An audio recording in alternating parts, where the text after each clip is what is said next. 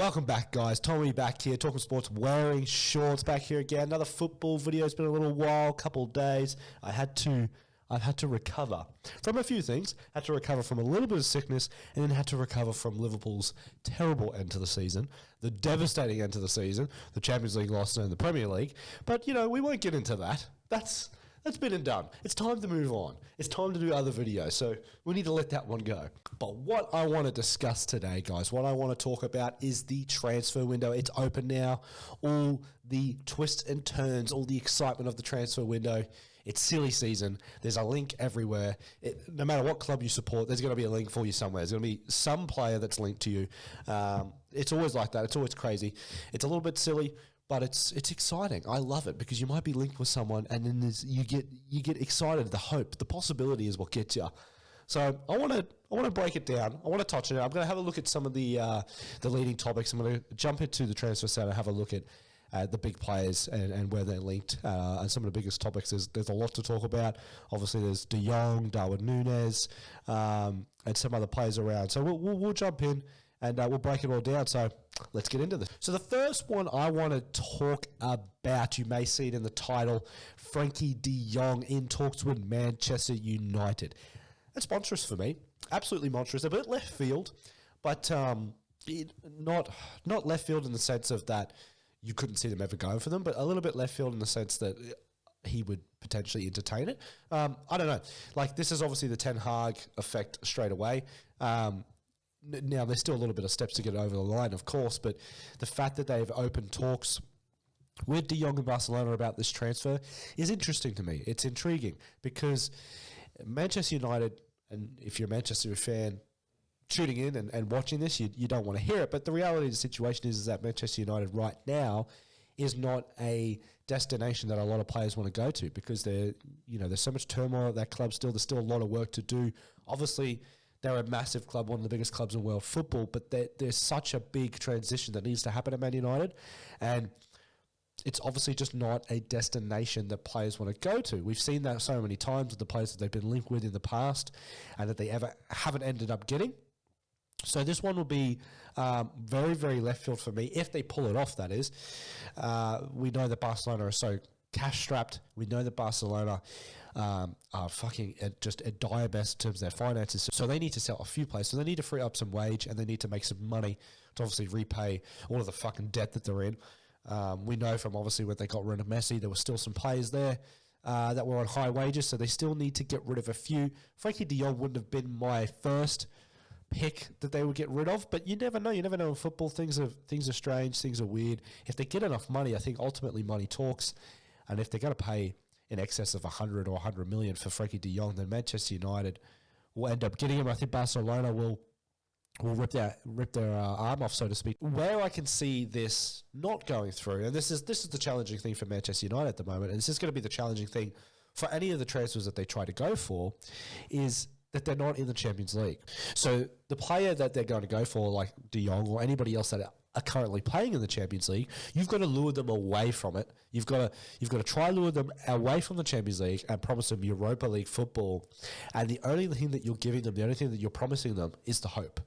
You're just promising them you'll be a part of a project, and we're going to be working towards the Champions League. We're going to be working towards being competitive again and challenging for all titles and all that type of shit. You're selling them on the dream. I'm not sure that's enough for Frenkie de Jong. I don't know. I don't know the player. None of us know the player, let's be honest. But it's interesting. Like, obviously, he's always wanted to play for Barcelona. That was he's been well documented saying that. Barcelona want to keep him, but obviously he's got that connection with Ten Hag. So that's a big thing. He might want to play for him again. The rumours are, if you look at the reports, that de Jong is interested in it. I don't know. It's just open talks. So, we'll see how this one goes. There's still a lot, I think, to get over the line, but there is potential this could happen. And if it happens, it's a monster signing for Manchester United, because if you're a Manchester United fan, you know that your midfield's atrocious. You know that you need some reinvestment. The likes of Pogba are going to go into Man United, so they need another midfielder in there, and they need a young, up-and-coming midfielder with a bit of talent. This would be that midfielder to really transcend Manchester United into the right direction. So it's interesting for me. If this one gets over the line, I will be amazed. But we're just going to monitor it. It's early days, So we will see what happens. Just before I touch on a few other, big ones, I want to talk about Darwin Núñez, but I just want to touch on a few smaller names that is making the paper talk right now. We've obviously got Arsenal joining the Raphihna race. Now that is, that would be a great signing for them. I think that Nicolas Pepe hasn't worked out for Arsenal. It's a little bit strange though, because they've got Saka and Martinelli that like to play on the wings, and obviously you want to play them because they're young and upcoming stars and they're brilliant. But if you've got the chance to buy Raphihna, and it looks like Arsenal are joining the race, maybe having the discussion with Leeds and trying to organise a fee. If you're in the discussion, I think you've got to go for him. If it's possible, you've got to go for him. He is extremely talented. And I can see it working out for Arsenal if they could get over the line. So Raphihna in talks with Arsenal. That looks like a good buy. Calvin Ramsay, the right back for Aberdeen, 18-year-old, looks like Liverpool are going to pick him up. Fee of about 4 to 6 million. That's what has been reported. He's obviously been a young up-and-coming star for Aberdeen. He's played really well this season. A few clubs in Europe, particularly in Germany, were interested for him, but he's already made his intentions clear that he wants to play for Liverpool. That's no surprise. Liverpool right now are about as hot as any team in the world in terms of a destination. It's hard not to want to play for Klopp. I mean, you look at that man, he just inspires you. It would be hard not to want to play for them. So Liverpool, literally near enough every player they go for nowadays, they seem to get. I mean, you look at Luis Diaz, Tottenham were in for him. As soon as Liverpool came in, he chooses Liverpool. So that's the type of club that Liverpool are nowadays. Manchester United had that years ago. Arsenal had it years ago. It all flips and changes when teams are successful. That's what happens. A few other ones I want to talk about. Spence from Nottingham Forest. He was only on loan to Nottingham Forest, the right back, so he's actually in Middlesbrough.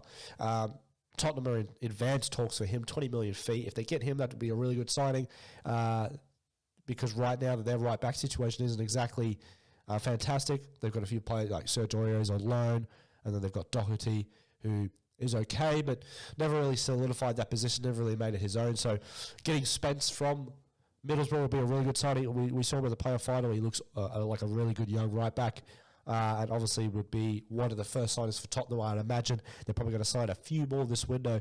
So that looks interesting. And then another one I'm just going to round off before I talk about Darwin Núñez. Gabriel Jesus has said that he is willing to leave Manchester City this year, but he wants to stay in the Premier League. Now, I mentioned this to my good friend that is a Newcastle fan, my other half of Talking Sports wearing shorts. That's his Newcastle shirt up there. I mentioned to him a little while back that I could see Gabriel Jesus going to Newcastle. Now, look, there's nothing to say. There's been no links or anything like that, but it was just a gut feeling. We obviously know that Newcastle have extreme amounts of cash now.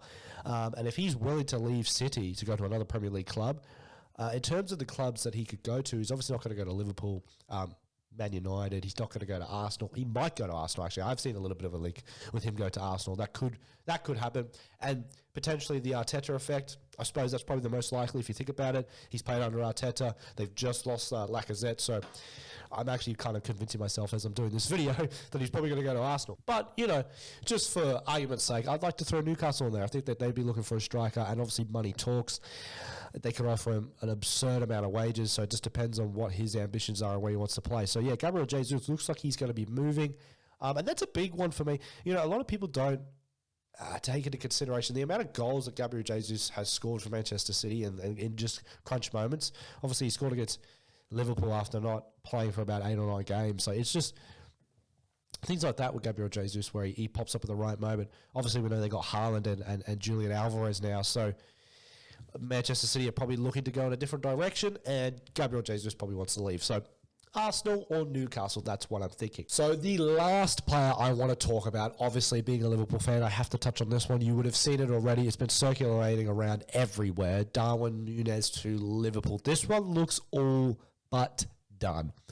This is a massive, massive buy because it's massive in the context of Liverpool's future, I think. I think we can now agree that Sadio Mane is probably going to leave. There was a little bit of confusion there. Nobody really knew what Sadio Mane was going to do. Was he leaving? Was he just trying to get more cash? But I think we can all agree now, if Liverpool are paying 100 million for Darwin Núñez, or 80 plus 20 million in add-ons, or whatever it's going to be, that we can agree that Sadio Mane is probably leaving. Now, is this going to be a good signing for Liverpool? if you're looking at it on face value and you're looking at if it's a like-for-like replacement, which it isn't, because Nunez is a striker, he's a tall striker, he's very Erling Haaland-esque, if you really want to be honest about it. I get the impression that Man City bought Haaland and Liverpool have gone, okay, well, we need something of that mould. We need to go get Darwin Nunez. That's what I felt like it was for me. And they're in a position where they've pushed pretty hard to get him. It looks like 80 million. Liverpool don't spend money all that much. That's been well documented. But to splash 40 million on Diaz and now to buy 80 million on Nunez, looks like Liverpool are ready to go. It could be a case of Klopp saying, look, I signed this contract, so this is what I want. And sometimes that happens. We all knew his contract was supposed to run out and then he re-signed a new deal. It could be a case of, well, these are the promises I need you to give me. I want more money because I want to attack this, this, and this. We know that Manchester City are going to be way more capable of buying players for ridiculous amounts of money, and we can't compete with that ever. But if you can get close enough, then it gives you a chance. And that's what Klopp's very good at. He always makes the up-and-coming players superstars. Darwin Nunez looked incredible in the Champions League, looked incredible in the Portuguese League this year. He played at Anfield and kind of tore up that whole right side. So he looks unbelievable, tall, strong, quick, can finish. So he was going to be a great signing wherever he went. Manchester United were interested. Apparently it was a two-horse race, but they pulled out, I think, with the evaluation that Benfica set. And Liverpool obviously aren't too scared by that. They're not worried. They want to pay it. So it's interesting for me. You would assume that it's going to be Diaz, Nunez, and Salah. And, you know, if you think about Liverpool and the talks over the last couple of years, it was always going to be what happens in that next phase for Liverpool. So when it's no longer Mane, Firmino, and Salah, who's the next three going to be? They signed Diogo Jota, but a lot of players thought that maybe it was going to be Jota that was going to replace Firmino. And he's done extremely well, don't get me wrong. He scored a lot of goals. But over the last month or two, particularly since Diaz joined, Jota sort of just dropped his form a little bit. But to be fair, he hasn't played every game, but he's dropped his form a little bit. So now it's interesting that we're signing Darwin Nunez because he's a striker. He's not a left winger. He's a striker, so he's going to go in the middle. You pay 80 million for a player. You're playing every single week. That's what happens. That's the deal. So he's going to be up top. Be interesting to see what number he takes. If Mane leaves, he'll probably take 10. Interesting. I want to know what you guys think. I am on the fence just because I'm excited, and I think it will work out. Like, Klopp's got a very good track record of making players better. Near enough 90% of the players that he's bought have always turned into better players than what he's bought them for. It's very rare that you see the opposite. I can only think of, like, Karius maybe, and a couple others that really elude me that it just hasn't worked out. So I'm excited. The fee's massive, but that's what it is nowadays to go buy a striker. Manchester City were lucky with Haaland because he had a release clause, but he didn't want to go anywhere else, so they were dead lucky.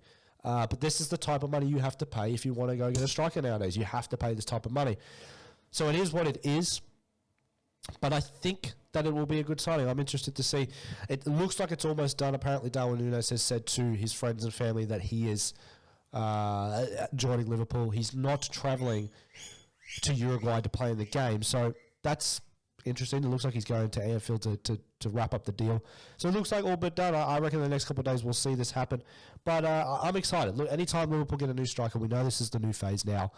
We know that we're in a transition where Mane, Firmino, and Salah are no more. If Liverpool obviously going to keep Salah for one more year, it'd be interested to see what happens with him after that. But yeah, it looks like Diaz, Nunez, Salah. That's what I reckon. What do you guys think? There is another report with Liverpool, but I can't see this happening because if you're going to spend 80 on Nunez, I can't see much more money being pulled out of anywhere. If anything, we'd have to sell some players in order to get it, or we're probably going to go buy some other up-and-coming midfielders. But there is a report that Liverpool are now looking at Jude Bellingham as well. I'm not entirely sure that this one's kind of true. I'm not entirely sure if this one's true because, you know, I doubt Dortmund would sell Bellingham and Haaland in the same window. But then again, Dortmund are a selling club. They've always been like that. If they make the right money, they will sell. So it's not out of the realms of possibility, but I just don't think that Liverpool, it will blow my mind, but I cannot see Liverpool spending 80 on Nunez and then potentially 80 on Jude Bellingham. I would be very surprised if that happened. If it happened, that would be unbelievable. If Liverpool pulled off Darwin Nunez and Jude Bellingham in the same window, I would tip them to win the league. 100%. I would tip them to win the league because that transforms everything about it, because they would have the next generation midfielder and they would have an upcoming striker that are two of the best in Europe. I think that will push them very, very close. Obviously, Manchester City are amazing. They were 1 point off Man City, and then they've added Haaland. And Liverpool were 1 point off adding Nunez and Bellingham. I'm tipping Liverpool. Apparently, we're interested. Looking at the reports here, apparently we're interested in Bellingham. They're going to try all they can to get it over the line. But I don't think this one's got any legs in it. It's probably a dream. It's probably a fantasy. But this is what I was saying with the transfer window. This is what happens. It's the hope that kills you. You get excited, and then you run with it. But anyway, guys, that about wraps up this video of the transfer window, just for Transfer Center talk. Just want to talk a little bit about some of the upcoming transfers, some of the talks, some of the biggest players in Europe obviously being linked everywhere. So it's always good to talk about. Leave a comment down below. Whoever you support, if you want me to touch on your club, talk about their potential ins and outs, I'll do a dedicated video to it. Just let me know. Make sure you like, comment, subscribe. I'm probably going to do more of these videos as the window goes on. We've obviously got a month, so I'll be jumping in and talking about more of the transfer fiasco. But yeah, let me know, guys, down below if you want me to touch on your club. I'd be really interested. So anyway, as usual, guys, make sure you like, comment, subscribe if you are new. Links to all our socials down in the description below. Podcast, Instagram, Twitch, you know the deal. But as usual, I'll see you guys on the next one. Peace out.